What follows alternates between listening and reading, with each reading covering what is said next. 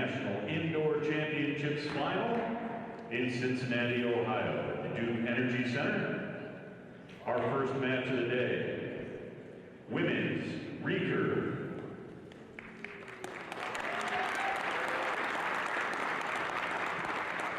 Casey Kaufhold will be on your left, Mackenzie Brown on your right.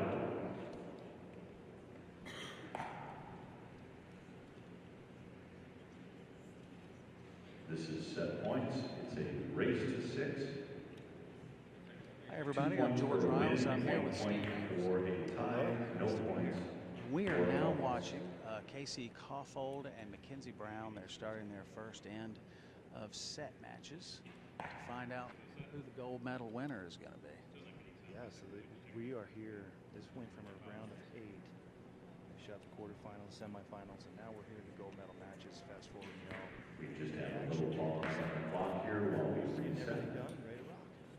So the recurves are, everybody is shooting 18 meters in this competition, and the recurves compete with what's called a set match. And essentially the winner of each end gets 2 points. If there's a tie, they get 1 point, and whoever ends up with 6 points, the fastest wins. Correct. And later on we'll watch compound, which will shoot a cumulative score match, but this recurve match is contested more like tennis. So as George described, first one to 6 gets the W. And compound started off with set. And as the judges get the line set, how about a big round of applause for these two ladies shooting off for $8,000 for the set system down to the raw score for second. I think it's because compounds went to the full 5 ends anyway, just about every time, didn't they? Yeah, generally it was close matches. They were shooting a one arrow shoot off anyhow, so it made sense just to go off the score. All right, Casey Kaufhold with her first arrow. 16 seconds left. It looks like they're going to have a restart here. Problem with the timers or something.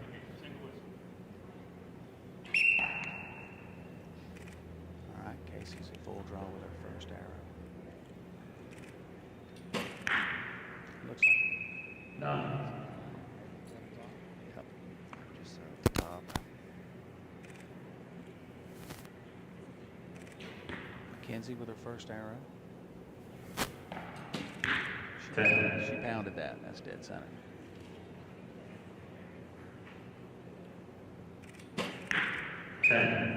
10 for Casey. Each archer here gets 20 seconds to shoot each arrow, and they're alternating who shoots an arrow. 10-10 for Mackenzie, 10-9 for Casey. 10-9 liner. 10-9 liner for Casey. Mackenzie's a full draw. 9. That's tall. There's the red, it looks like from here. Just inside the yellow there.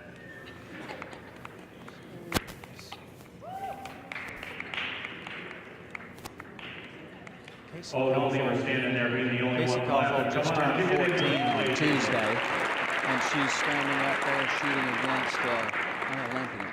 Yeah, and before turning 14, I think just last week, maybe a couple weeks ago, she broke the national record for any age category with 1162 out of 1200, highest score ever shot by any woman in U.S. history on the recurve side. She has been like hammering away at the recurve, and man, she looks solid. I would love to see her be in contention for an Olympic medal here coming up in next Olympics. Yeah, it's good to see her shooting against Mackenzie. Mackenzie's getting better and better, and Casey getting better and better. It'd be great to see us have a competitive women's team in Japan. Do you think their success is going to help rise the level of competitiveness of the U.S. recurve women?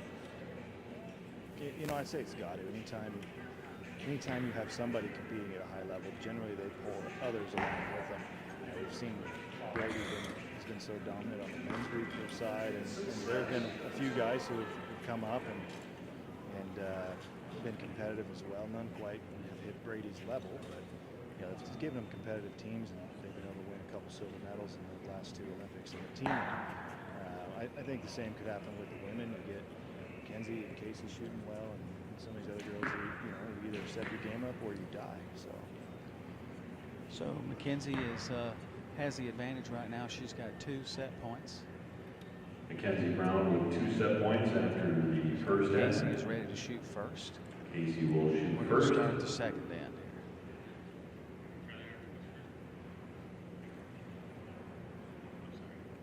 here.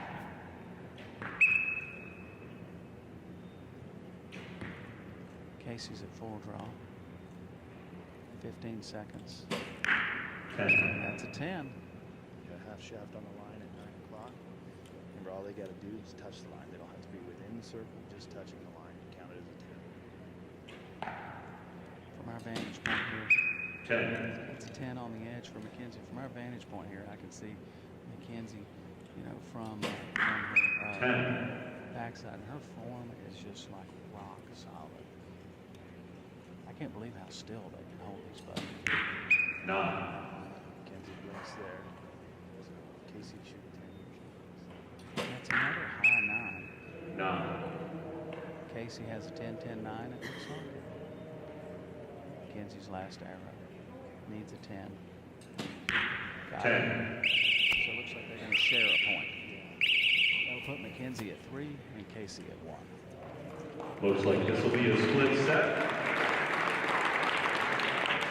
If the scoring holds true, should be 3-1 after 2 ends. Again, it is a race to 6. It is a cent point system, 2 points for the win. Looks like Casey's 1 dad, point Rob for a Kaufhold, tie. is down there as her agent. 0 points He's for a marking loss. and pulling the arrows. Yeah, Rob, owner of a fairly sizable archery dealership, and he's instead of pulling rank as old president and CEO, he's down on the floor helping daughter out. It's nice to see. I'm sure he's pretty proud watching them grow up into it. Yeah, probably the most fun he'll have all day right here. Right.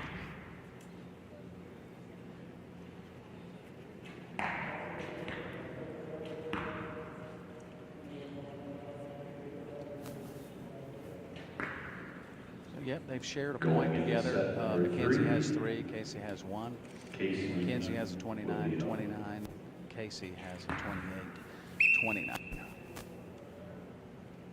Casey shoots first. Here she goes.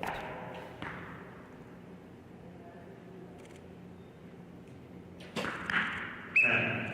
10 for Casey.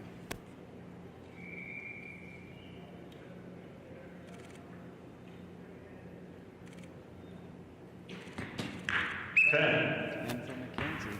Man, they're going to battle. Yeah, those were basically identical arrows. One both just a touch low dead center.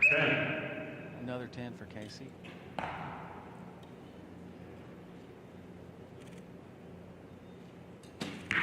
Man, looks like a couple of compound shooters over here hammering 10s. 8. Oh, that's an 8 for Casey. That one's going to stand. Mackenzie needs a 9 to take 2 points here. 10. And she's got a 10. 3 30. 10s for Mackenzie, and now she is at 5 points. So Mackenzie was on the 2016 U.S. Olympic team. Yeah, she was the That'll give Mackenzie U.S. a female representative there. They didn't 5-1 qualify a full lead. team. Those Olympic qualifications are She done can take the gold in the primarily next the year with prior. her. So for the Rio Games, it was done at the 2015 World Championships, and we did not earn a full 3-woman team. How does that work? Do they have to shoot a certain score or a certain number of high placements? How does that go? So World Archery, the governing body, they allocate a certain number of team positions based off of team placement at World Championships the year prior to the Olympic Games. So our women's team needed to finish in the top 8. And those top 8 immediately qualified teams, and then the rest were qualified throughout 2016 at various events. And this fourth end, World. So Casey will lead it's off. kind of a complex system, but essentially the U.S. only qualified 1 woman as an individual, and then Mackenzie ended up winning that spot and was the only representative there. 10-9 liner. Looks like a liner 10 for Casey. Yeah, through the scope, it looks like it might be just out. 9. Looks like a wide left 9 for Mackenzie. Yeah, it's a 9. Touching the red, but it's a 9. Possibly 9-9. 10 for Casey, second arrow.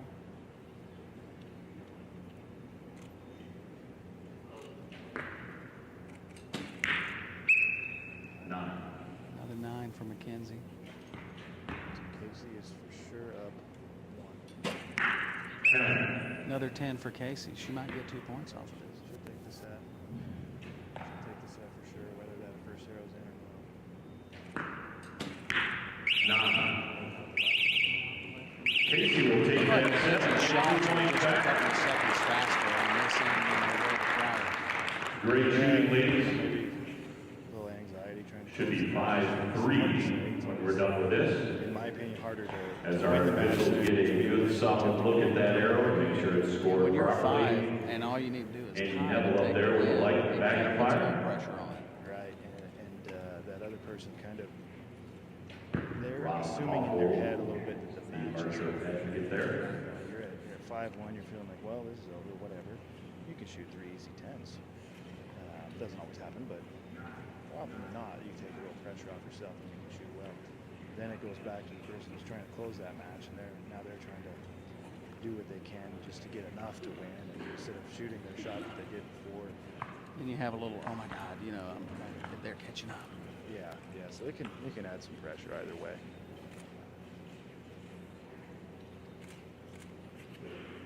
And Casey with a 10-10-10 Let's go for a 5-3 30 for official. herself back into All right, Casey's coming back into this. It's now 3-5. it. It's now 3-5. 3 for Casey, 5 for Mackenzie. Casey will lead So in off. this situation, this is going to be the final end regardless. Either Casey's going to take the end, get the 2 points, and they're going to go to a 1-arrow shoot-off, or Mackenzie's going to get a tie or a win and go to 6 or 7 points and take the win outright. So it's a max of 5 ends with a shoot-off. You got it. Both at 10 right now. Looks like a 10 from here. Chuck says it's a liner. I think it's in there. For anyone wondering, 9. her arrow in the last end was a 10. Casey. Mackenzie just shot a high 9. Casey hits a 10. She gets in the shoot-off here. She lets down. She's got 12 seconds left on the clock. That's a 9. That's a 9. So Mackenzie needs a 10 here.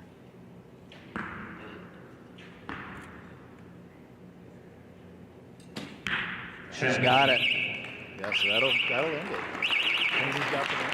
So Mackenzie's going to win it. Casey comes away with a silver medal. Yeah, even if Casey's second arrow is a 10, that's the one in question right now. Even if that is a 10, it'd be 10-10-9. That's likely going Mackenzie's to got be a 10-10-9. tie. You put them at 29 apiece. With Split 29 the set, apiece. it'll be a 6-4 win for Which Mackenzie. should give Mackenzie the gold medal. Good sportsmanship there. Sharing a hug on the stand there. And Mackenzie's going to come away with this one. So next up, what do we have? We've got the men recurve is next, right? Yeah, we've got Ellison And we're and waiting a for the relatively official call from young the newcomer, male. Seth McWherter, 18-year-old out of Iowa. I had a chance to watch Seth shoot at the World Indoor Championships this year, and he is steady. Good-looking shooter. I've never The win seen does him go shoot, so this will be a first time for me. Mackenzie Brown. Gold And medal at the I think being up against Brady is going to test that steadiness. Championship final. It'll be fun to watch. And silver to Casey Kaufhold. Congratulations, ladies. Excellent shooting. So Brady is a 3-time Olympian, team silver in Coming up 2012 next, and We 2016, will have and he the got an gold individual medal bronze in men's recurve 2016. match, Brady Ellison and Yeah, Seth and to add to that, McWherter. how many Brady times has Ellison he is won the a World Cup three-time final? Olympian, He's team silver 2-time world field 2012, champion. 2016. The guy's just Individual experienced across the bronze board. in Virtually every 2016. event He is in the archery world's only he has won, other than that four-time Olympic gold World Cup medal. champion. Multi-time But World indoors Cup this year, he's been pretty champion. solid. I watched him at Two-time trials world just field champion. crush everybody, and He shot. I was shooting next to him at in New Mexico, the qualification round that he Seth only shot for this event. at age only 18 has competed in the World He got Indoor to the Championships 19th end of the first round, and he finally shot a miss. He tied his own world record, 599. But and when I say he shot a miss, he shot a line, not an actual miss on the target. Yeah, he tied his world record at 599 there in our first round. So he's been shooting really well this indoor season. The terrifying thing is if Brady ever gets tired of recurve and switches to compound, I've seen him crush with compound too. Yeah, he'll add him to the list of guys who could win a tournament any weekend. That list is already kind of long. It's getting tough to find a win, and we don't need any more. I mean, we'll take all comers, but me personally as a competitor, you have 50 people that could win it at any second. And probably 20 of them that could clean it completely at any second. Exactly. It's a long list of shooters who are competitive in our class, and Brady would be one more, I'm sure. And actually, I do believe he's shooting compound at the NFAA Indoor Nationals. He's going to shoot compound this weekend? That's my understanding. Oh, that's going to be good.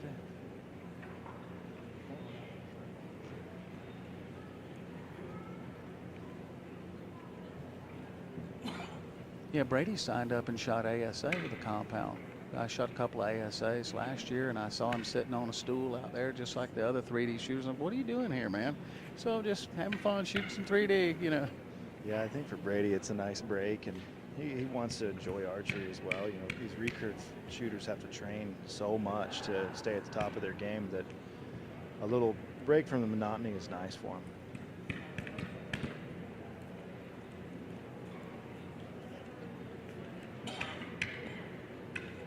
Judges are readying the targets right now for the men's recurve, where shortly Brady will go against Seth. Seth is from Central City, Iowa. He's 18, and he competed at the World Indoor Championships and won a team bronze in Yankton, South Dakota, just a couple of weeks ago. Yeah, so little experience on the stage. It was probably his first time being up on a final stage.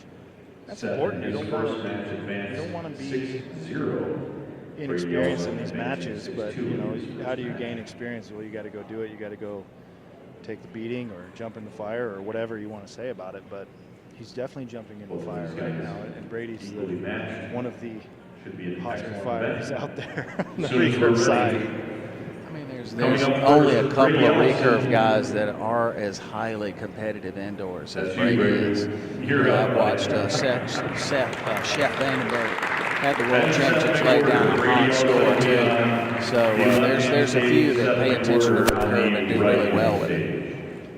Yeah, and it's not quite the same as outdoors. You know, sometimes the Koreans don't participate in it, and you get a lot of guys who are indoor specialists as well. So you get guys who you only see indoors, and they're very competitive. It's a little bit different game than what you're accustomed to seeing in the Olympic style recurve outdoors. All right, the men are up, and Brady's at full draw. 10 had 9 seconds left on the clock when that went. Seth is now at full draw. First arrow against Brady Ellison. 10. Well, he's on the line, but it's a 10. Brady looks pretty chill and calm. Seth actually looks pretty smooth too. Another 10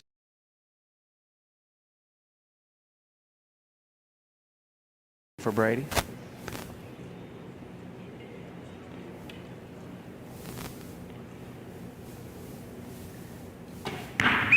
Another 10 in the exact same spot.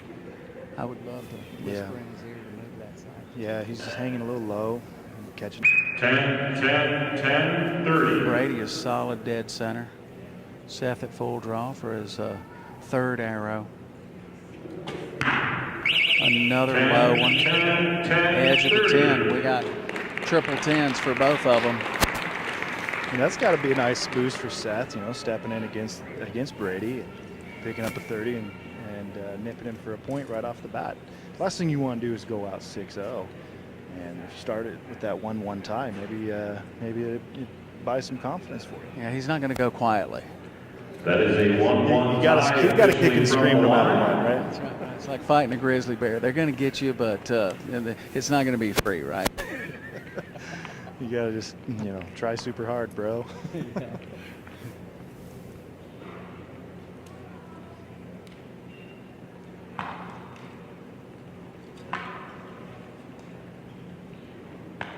Seth McWherter in his semifinal match, defeating Michael Plummer 6-2. Brady Ellison defeating Alex Wardage 7-3. All right, Brady is going to shoot first. Brady will lead off. Judge has just let the line go here, and we're going to begin again for end number 2.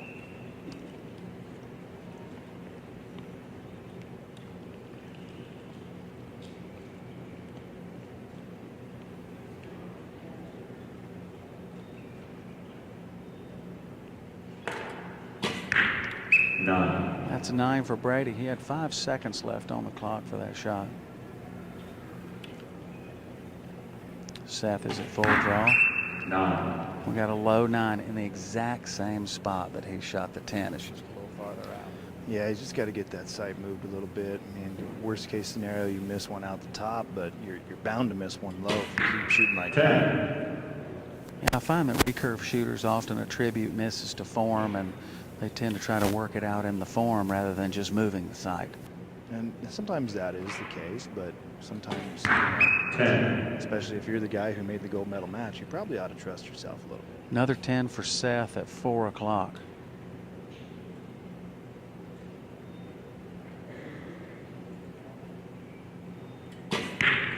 Nine. 9 for Brady. Seth's at full draw. He could take 2 points here with a 10. Yeah, that would be huge for him. That's a tough arrow to ask. Got it. 10. Got it, and a dead center one at that. I didn't notice whether if he moved his sight or not. Yeah, he's half shaft on the top side of the 10, so he must have made an adjustment, but I didn't actually specifically see him do it. Well, you're an 18-year-old kid from Central City, Iowa, and you're going head-to-head against one of the all-time greats in the sport, and you're up 3-1. Not a bad spot to be in. I'm sure that feels pretty good right now. On that end, Brady Ellison with a 28. He doesn't even look as scared as I would be. Yeah, there's 2 ways to approach this. One, you're shooting against a guy like Brady, and you assume he might just give you a beat down, or 2, you go, well, whatever, I'm playing with some house money. I'm going to go and see what I got in me. And that can take some nerves off of you. That's probably the ideal way to approach it, but not everybody does. Sometimes they tell themselves that, and they fail to actually take that to the shooting line. So You see that in compound a lot too, where number 32 meets against number 1, and then they just put their guts out on the field, and they end up taking a win and upsetting number 1, and then they shoot a really low score after that because they're out of juice, Yeah, it happens from time to time. You hope to not be that guy who got someone's best effort followed by their normal effort, but it happens. Brady starts off with a 10 in number 3. 10. Seth's got a 10. He's crept it up in the middle there. He's making a run for this. This is going to be great. Yeah, you got that one. He's at least inside out on it, or mostly inside out, but Brady's got a couple good 10s in there now. Brady seems more to the right with most of his 10s. 10. 10, dead center for Seth. Seth's making it happen.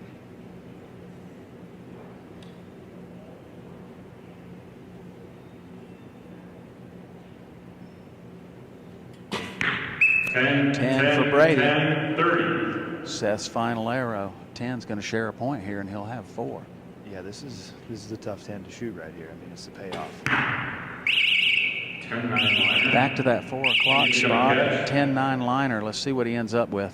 Yeah, I'm seeing it in here through the scope. Looks like he got a good bit of that line. So We're going to call that a 10-10-10 for Seth, a 30. Look at that. 4-2. Seth. Should be a tie on this end. Should make it 4-2. 18-year-old Seth McWherter going against one of the greatest in the world, and he's ahead.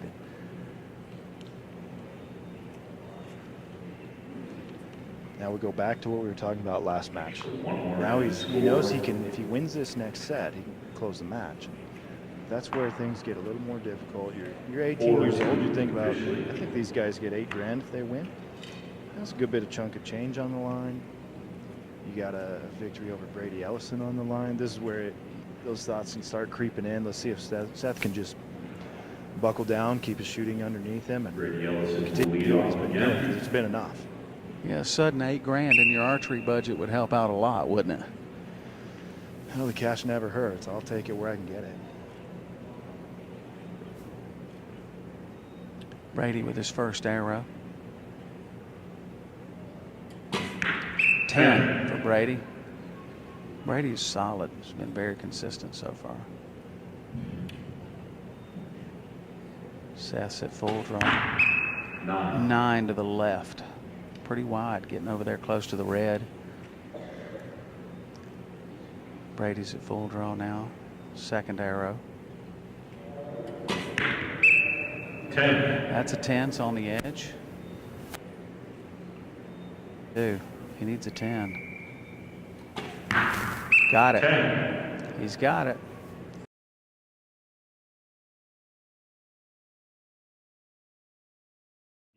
One arrow closest to the center, in the center target, for the gold medal in the men's recurve for $8,000 at the 2018 National Indoor Championships Final.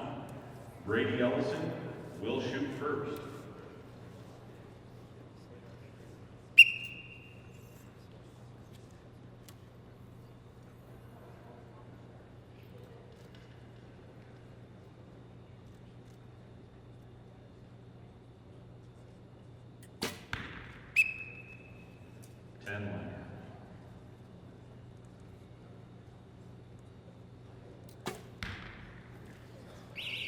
Seth McWherter will take gold at the 2018 National Indoor Championships Final. Congratulations, Seth.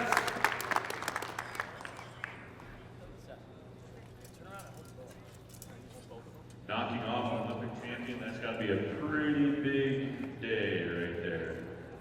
Congratulations, buddy.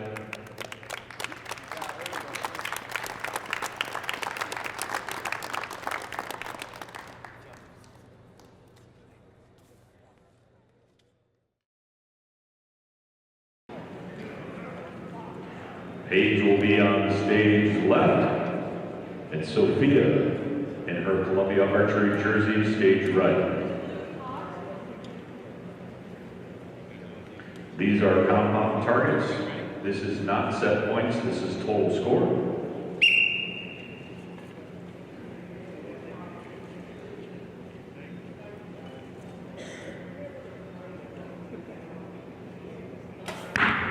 Ten.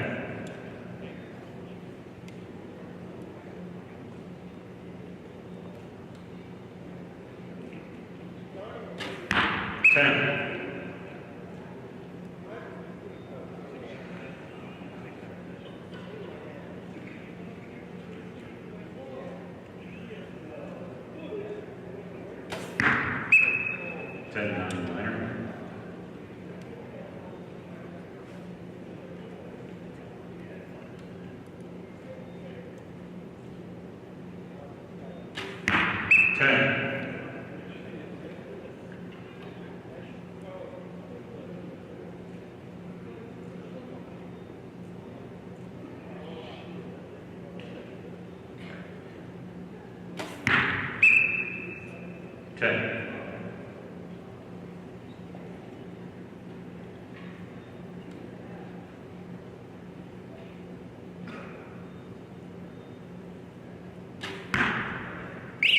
10, 9. Couple of close ones there. How about a big round of applause for these ladies on their first 3 arrows? After such a big distraction earlier here with the fire alarm, we appreciate you sticking around for that.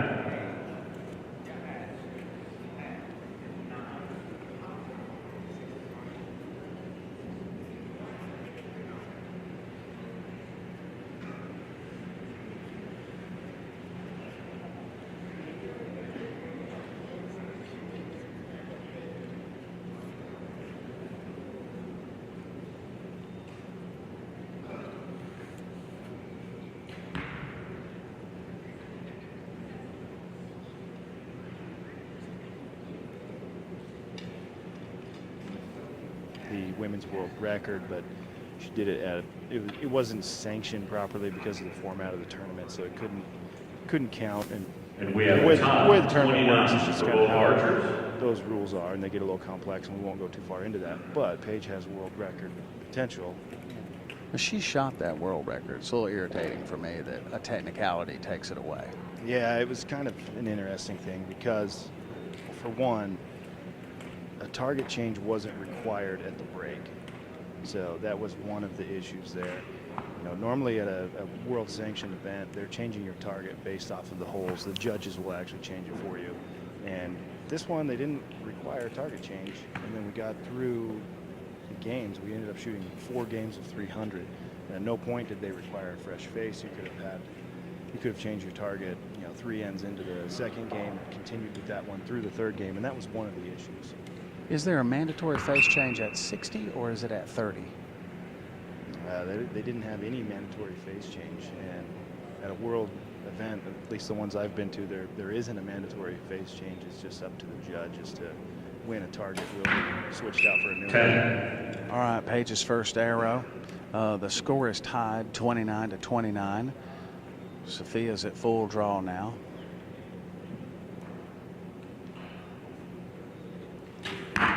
Excellent. Dead center.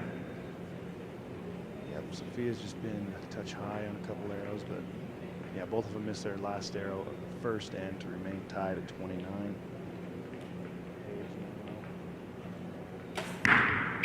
None. Wide right for Paige.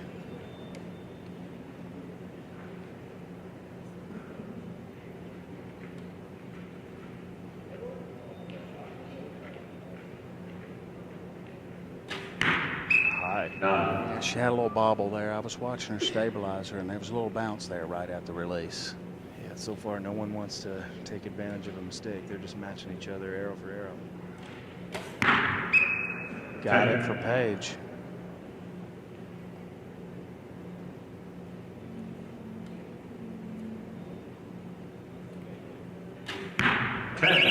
Looks like 29-29 for both girls. Ties again with 29 apiece. Moving on, 58 each.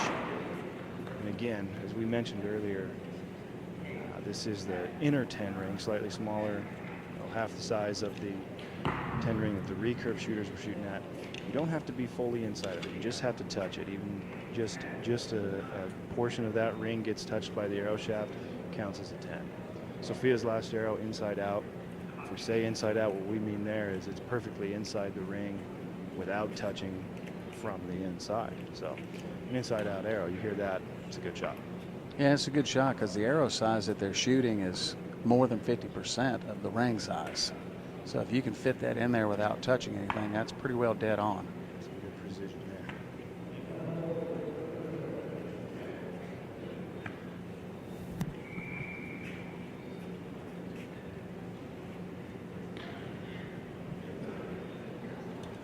And Paige will lead off going into the third end.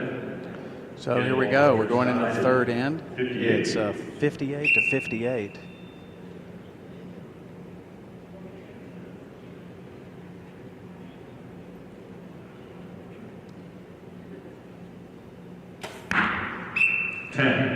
Paige leads off with a 10. She's loving that #1 target.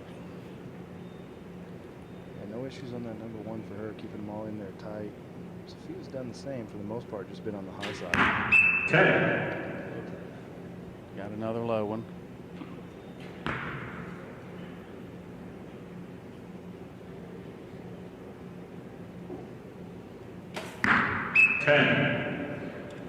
Another 10 for Paige. Sophia's coming to full draw. I was scanning the crowd to see if I could find Jerry Shuck.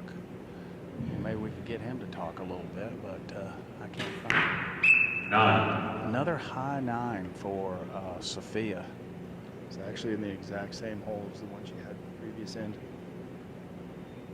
Wasn't watching her bow that time. I didn't see if it was the same mistake or not. 9. Paige just shot a 9 in her last target.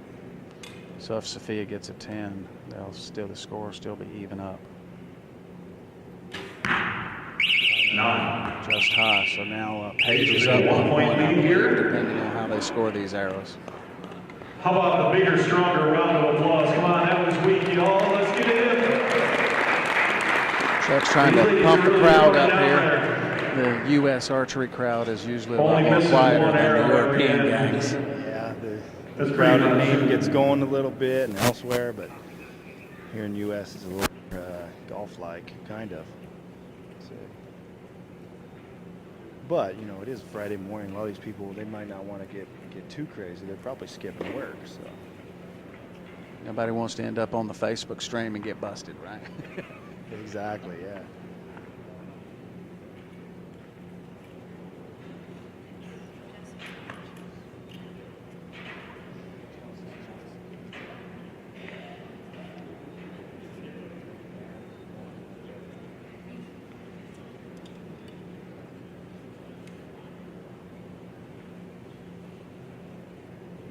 Sophia will lead off this end.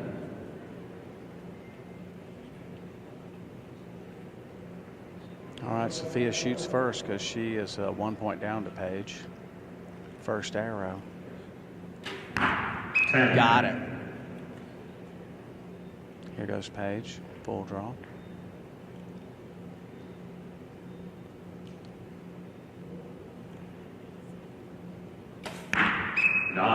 Nine, 6 o'clock. I was watching Paige's bow on the, I'm sorry, 12 o'clock. I was watching Paige's bow, and man, I can't see anything, man. She looks really solid. Yeah, I was checking out the stabilizer there. It's a good indicator of what kind of movement you're seeing, but she must have just pushed that one high as it broke. That's Sophia's chance, and she got a 9 there.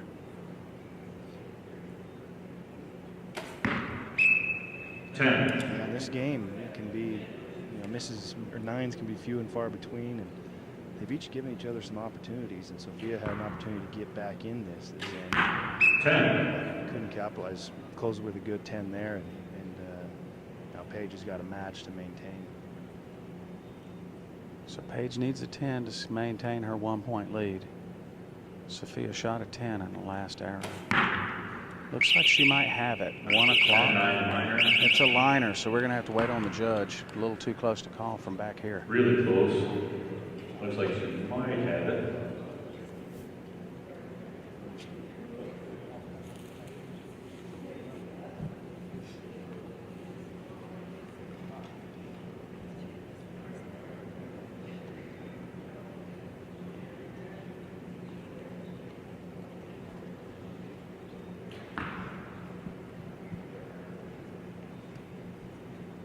If we could get a big thank you and a big round of applause for Chelsea Neville, our arrow runner today from the Pink Arrow Project. And Chuck just recognized Chelsea Neville. She's our arrow runner. She's been running a program called the Pink Arrow Project, which is gathering funds for cancer research, and she's teamed up with Jesse Broadwater, and they've done a couple of successful projects to raise some money for cancer research.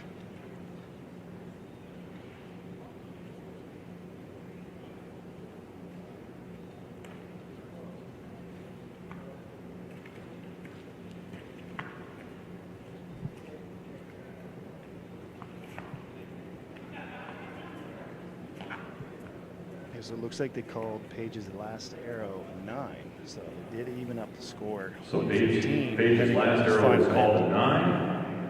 So they may shoot 30s. We got another shoot-off. I'm loving the shoot-offs. Let's go for it. The more shoot-offs, the better for us, right? As spectators, you don't want to be there as a competitor.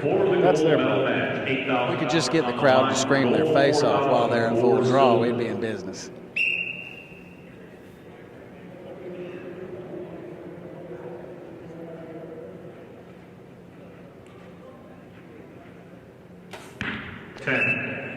Paige pounded that first arrow again.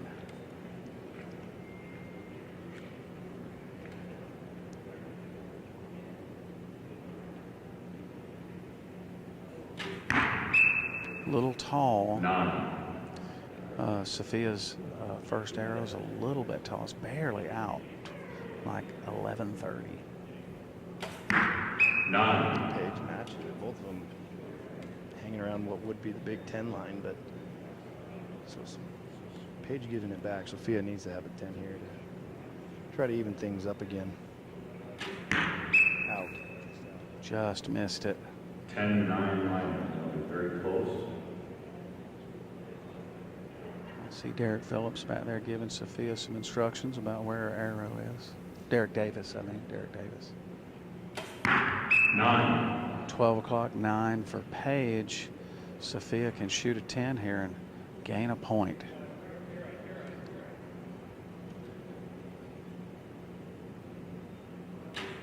And she does it. She got it. So there, Sophia is now 1 point ahead. That's going to do it then. Yeah, Paige gave up the 28 to close. And, well, I should say with that. a 10-9. I think we're going to end up seeing a shoot-off here. I think Sophia's Sophia second arrow with now should be at 143 apiece. Yep, so that final 10 from Sophia is keeping her in the match here.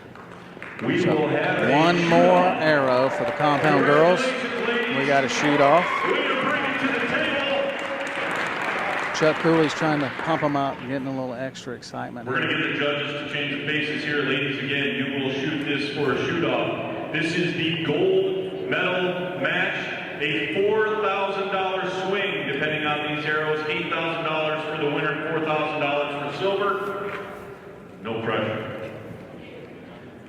Congratulations to USA Archery for So hosting Chuck this Cooley, event. I don't know whether the United people at home can hear Indoor Chuck Cooley, Championships final. but he just mentioned that this arrow, there's a $4,000 swing on this arrow. Number 1 gets 4,000 or 8,000, and number 2 gets 4,000.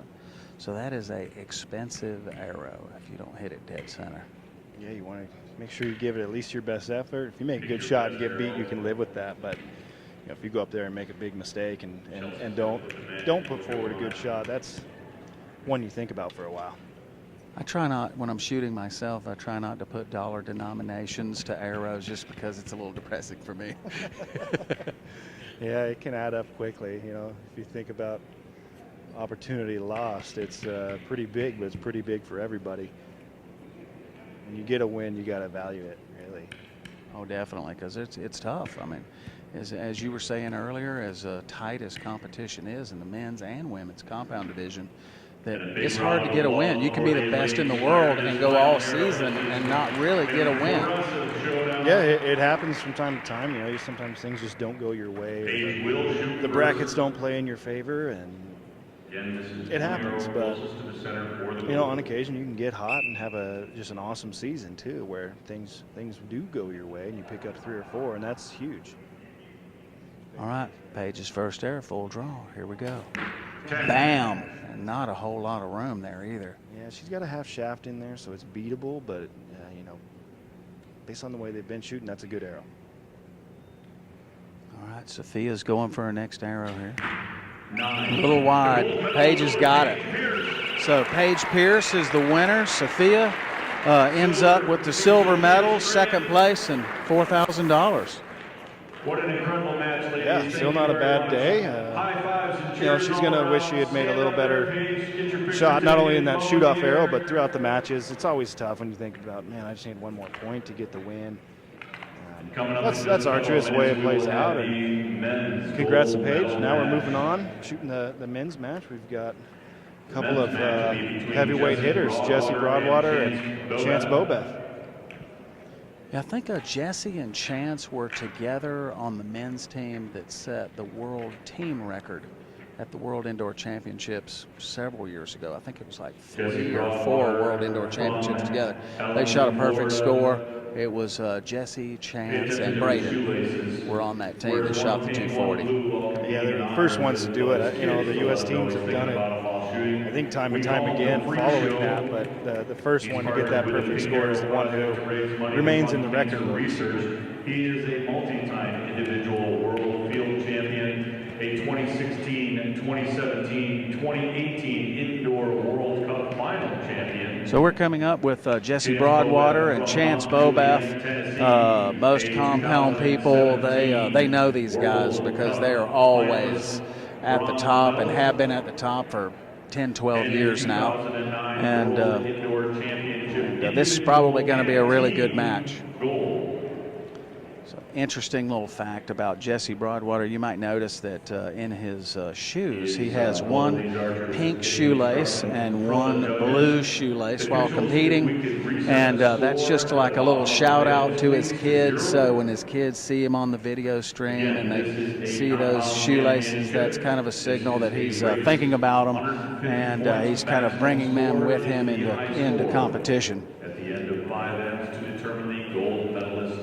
Yeah, old Jesse, he's a good guy, you know, family man first. And we mentioned earlier him and Chelsea, our arrow runner, they're partnered up to raise a pile of money for Pink Arrow Project, funding cancer research. Speaks a lot about the type of guy Jesse is. I know a good bit of that came out of his own pocket. And Chance Beaubouef, another guy who's been at the top of the game a long time. I mean, I think Chance made something like 15 or 16 Vegas shoot-offs in a row until this year. You know, this year was the one that broke the streak, but 2009 World Indoor gold medal champion, both individual and team. And last year he was an Indoor World Cup final bronze medalist. Yeah, Chance Beaubouef's been around for a long time. I remember when he showed up in Vegas, crushed that first 900, and everybody's looking around going, who is this guy? Well, we found out pretty fast who he was. Yeah, he doesn't often shoot the USA Indoor Nationals, but with this new format, I guess he felt some incentive to make a run at it, and here he is, shooting for gold. All right, here we go. Jesse's at full draw for his first arrow. Little high. That's a 9 to begin with. Jesse shot a 150 in his match against Chris Schaff. He leads off with a 9. Chance, 7 seconds left on the clock. He's got a characteristic long hold. Yeah, I mean, for him to fire at 7 seconds might be kind of quick for him, really. He does hold a long time. Jesse, dead center. You know, it's Chance shooting bottom up, Jesse shooting top down. You can do it any way you want to do it. It's just a matter of preference. Chance has got a 9 now on his second arrow. Yeah, that I've watched Jesse change it up based on the lighting conditions. You know, he'll go bottom up if the lighting is from the top. You know. Yeah, sometimes when that target gets placed dead center in the target bail, you know, depending on the bail, like say at Nîmes, one of the large indoor World Cups in Nîmes, France, the lighting comes from directly above, and when those targets move to the center of the bail, shadows drop straight down on arrows. So you want to shoot bottom up to keep shadows out of your next target. Chance's final arrow, 6 o'clock. Oh, you say it's just out. So Steve sees through the scope. He says it's probably just out. So it looks like Chance may have 2 9s on the board. And I believe Jesse has 1. We'll wait and see what the judges say. Some of those arrows are too close. Yeah, that last one of Jesse's looks in from my angle. We'll let the guy who's standing 3 inches from it make the call. Yeah, there's a little fun fact. Jesse's first 2 matches, perfect. They had missed all of 1 point. Now you're showing the pressure of a gold medal final. They've each dropped, you know, 1 or 2.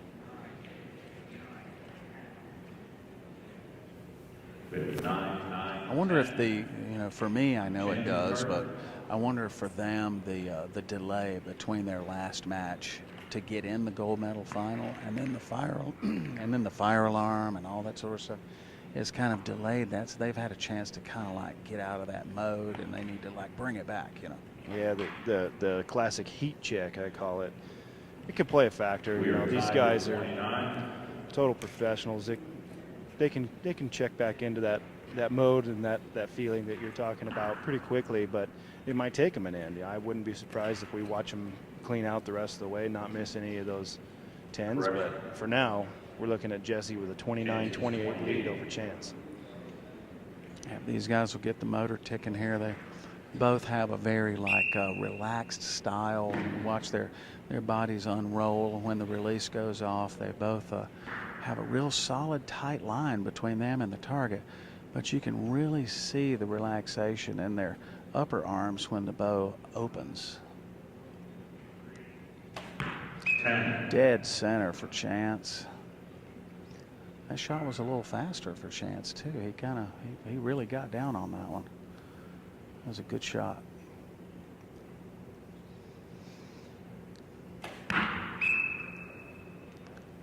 Just out for Jesse. Yeah, just a little bit of daylight in there. So Jesse with another 9 evens the game up.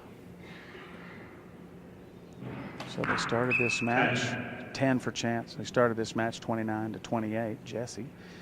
And now Jesse has a 9 on the board. 2 10s on the board now for Chance.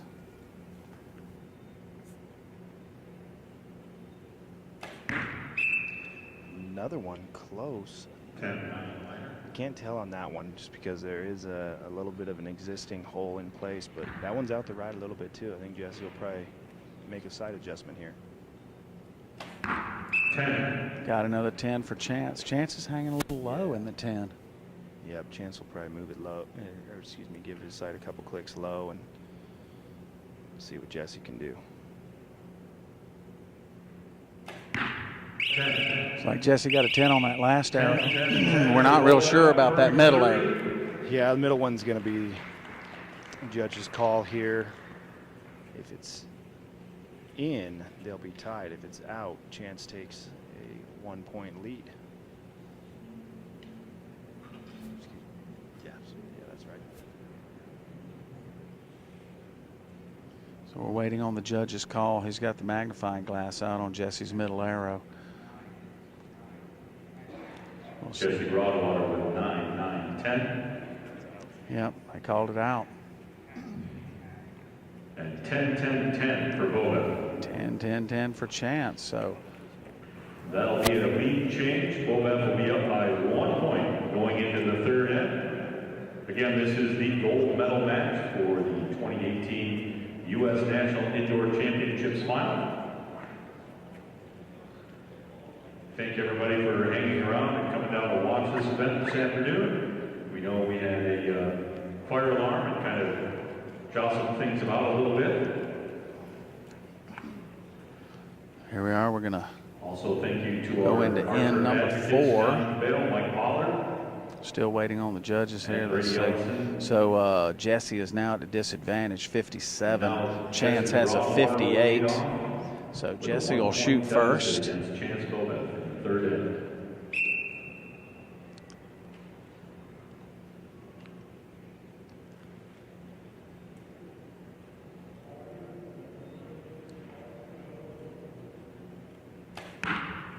Got it. 10.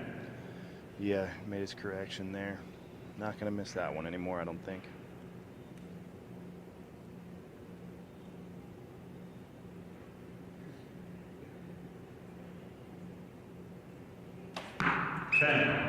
Chance has got a 10. Is that still just a little low for Chance? Am I seeing that right? Yep, still just hanging a click or two low. Doesn't look like he's made an adjustment yet. 10. Oh, yeah, that's inside out. Dead center for Jesse.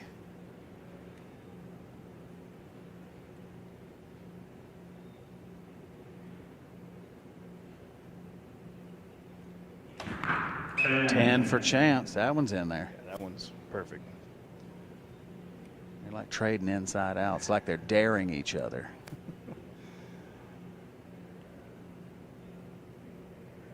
10, 10, 10, 30. 10, 10, 10 for Jesse.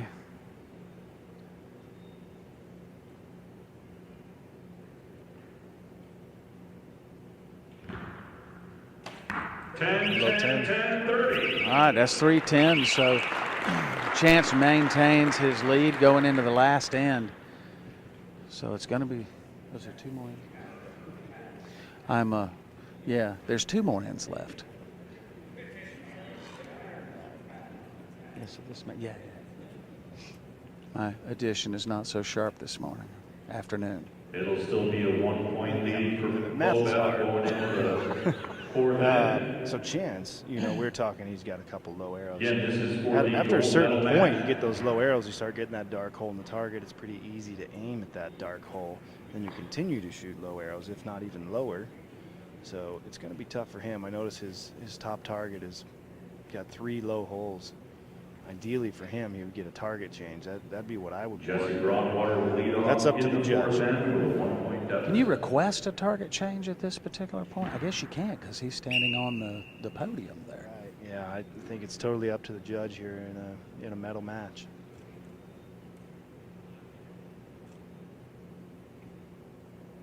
Jesse's a full draw. 10. Got a 10. Yep, about a third of the shaft in at 7 o'clock.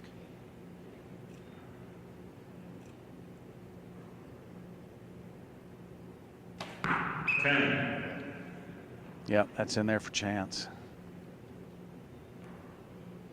On the high side too, is probably what he wanted to be seeing.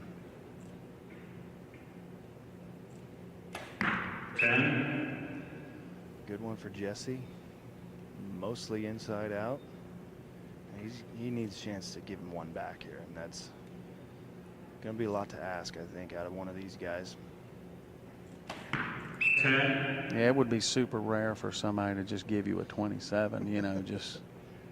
Yeah, that doesn't happen at this level.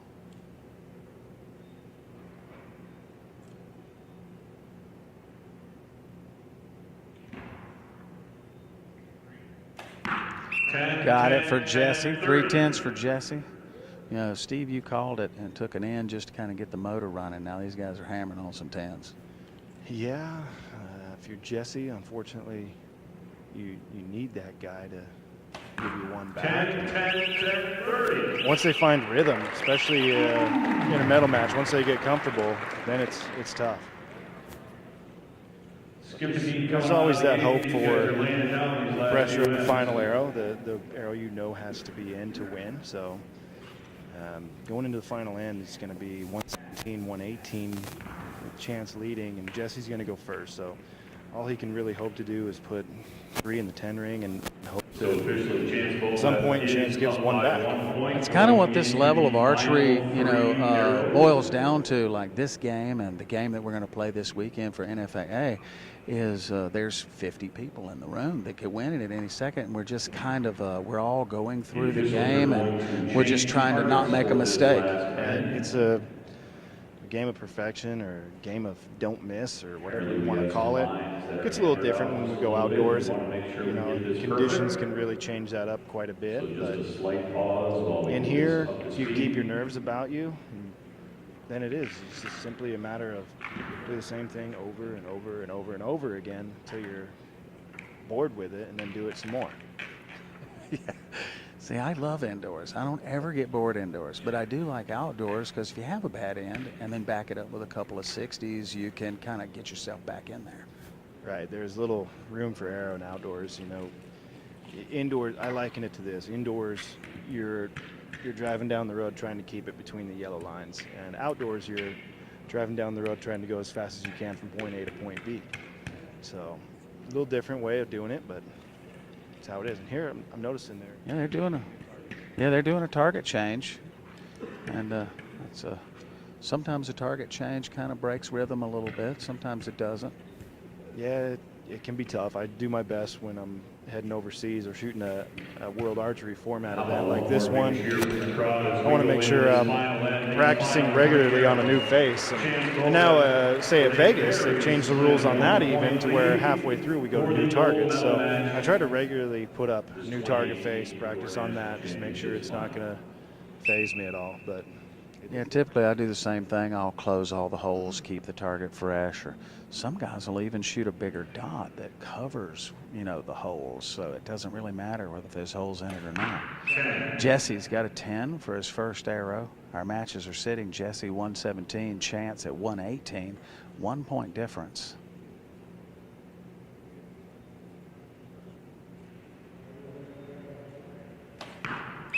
Chance with a 10.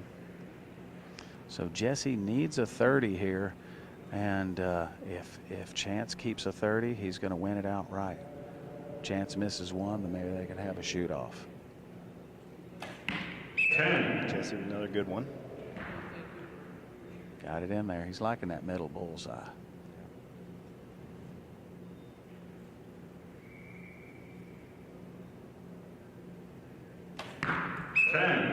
That's a 10 for Chance. Just bit it though. Wasn't as solid as some of the ones he'd been shooting prior, but chalk it up as a 10.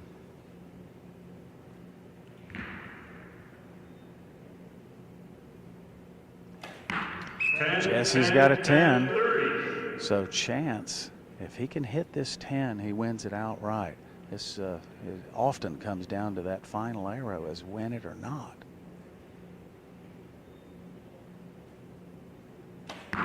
And he's got it. Dead center. Chance Beaubouef wins the first U.S. Archery finals. Yeah, first time doing it this way. Chance did everything he had to do. It wasn't the prettiest match for either of these two guys, and certainly the way they'd been shooting coming into it, they weren't expecting to shoot 148, 147, but you know, even then, that's still pretty good shooting, and especially good shooting on the gold medal final. And there it is, the official signal from the judge. Yep, that's it. Chance Beaubouef will take it It's home. official. Chance Beaubouef is the winner.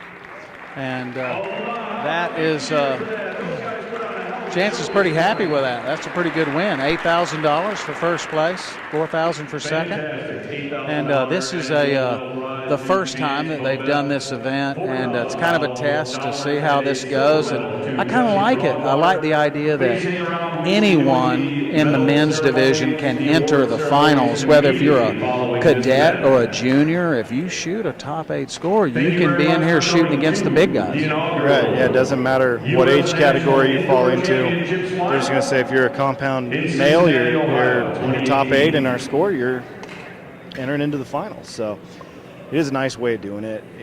You know, years past, we have USA Indoor Nationals, and it's held at 15 different locations or so, and that's how they decide a champion. Well, you're really not competing with your peers all the time. I was fortunate enough to win it last year, and I was well clear of the next highest score at my venue. And I was one of the final venues to shoot, so I knew what score needed to be shot to win. It gets a little different now. You're going to shoot to try to be top 8, and from there go forward and enter into this location here and shoot the final. And I do like it. I do like head-to-head matches deciding our national champion, just the way they do a world champion. It's a good way to do it, and competitive format.